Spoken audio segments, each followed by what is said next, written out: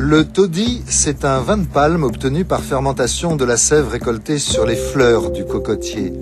Certains disent qu'il a un goût de bière, d'autres de cidre. Ce qui est sûr en tout cas, c'est que sa récolte est entièrement manuelle.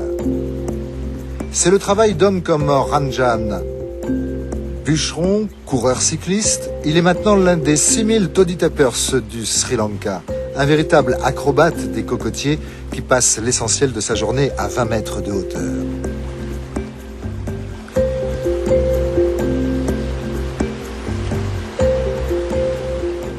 Une fois en haut de l'arbre, je coupe la fleur.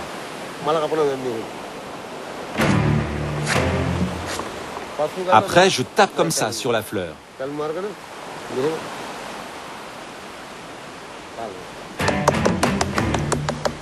Puis je prends ce récipient, je le mets sous la fleur et le toddy coule dedans.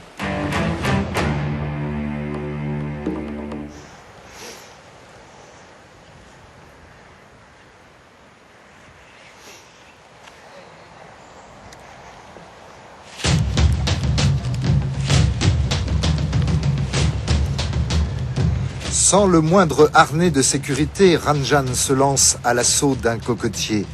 Agile, courageux, insensible au vertige, c'est le toddy tapper type. Pour se déplacer d'un arbre à l'autre, sans être obligé de descendre à chaque fois, il utilise une technique qui a fait ses preuves depuis des siècles, des cordes tressées en fibres de coco. Ça permet de gagner du temps, c'est moins fatigant, mais c'est aussi extrêmement dangereux. Car en plus des risques liés aux conditions climatiques, il y a les rats qui rongent les cordes, les serpents venimeux que le toddy attire.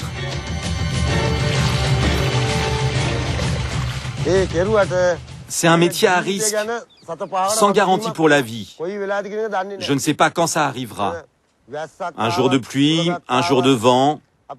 Je continue quand même dans ces conditions. C'est un métier sans joie. Mets le récipient sur l'autre fleur. C'est bon. La première fois que je suis monté, j'ai eu un tout petit peu peur. Mais après quelques arbres, je n'avais plus peur.